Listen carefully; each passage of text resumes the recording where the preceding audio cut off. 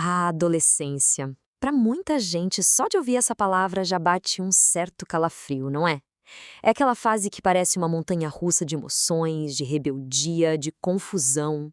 É uma época que pode ser bem difícil para quem está vivendo. E, vamos combinar, mais difícil ainda para quem está por perto. Ok, então vamos mergulhar nisso.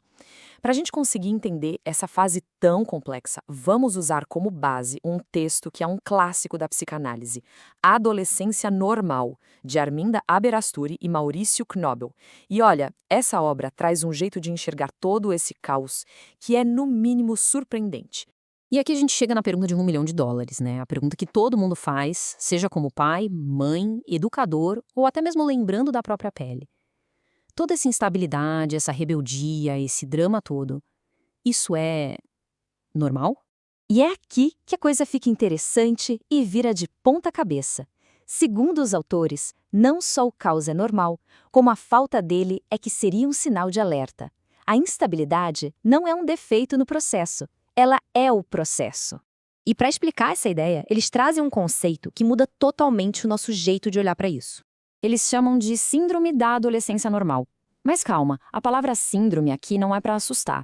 Pelo contrário, ela pega tudo aquilo que a gente vê como problema, o mau humor, o isolamento, as brigas, e transforma em sintomas de um processo de desenvolvimento que é super saudável e, mais importante, absolutamente necessário. Tá, então se toda essa turbulência é, na verdade, um grande trabalho sendo feito, qual é a matéria-prima? O que está sendo processado aí dentro? A psicanálise nos mostra que a resposta está na necessidade de elaborar 3 despedidas, 3 lutos. E são exatamente esses lutos, como os autores chamam, que estão ali no coração, no centro da experiência adolescente. O adolescente precisa primeiro se despedir do corpo de criança, depois da sua identidade e do seu papel de criança, e por fim, daquela imagem idealizada que ele tinha dos pais. Vamos dar uma olhada em como cada um desses lutos acontece na prática. Vamos começar pelo que é mais óbvio, mais visível e concreto de todos. Pensa só, a puberdade chega com um monte de mudança física radical que ninguém controla. De uma hora para outra, aquele corpo que era tão familiar vira uma coisa estranha. Os autores dizem que o adolescente é um espectador impotente disso tudo, perdendo a conexão com o corpo que ele conheceu a vida inteira. Mas olha, a questão aqui é bem mais profunda do que só aparência. A infância é uma fase de possibilidades, tudo é meio aberto. Com a chegada da puberdade, essa fluidez se vai. O corpo agora exige uma identidade sexual mais clara, com todas as responsabilidades e papéis sociais que vêm junto. É dar um adeus definitivo para aquela ambiguidade da infância.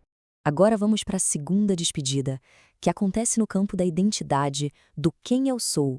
Esse comparativo aqui ilustra muito bem o tamanho dessa perda.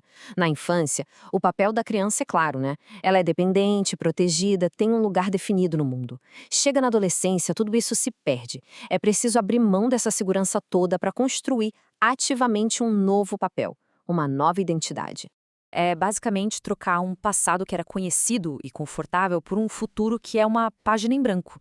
E essa transição, claro, gera uma angústia gigantesca, porque significa ter que assumir responsabilidades que, na maioria das vezes, são totalmente desconhecidas. E agora?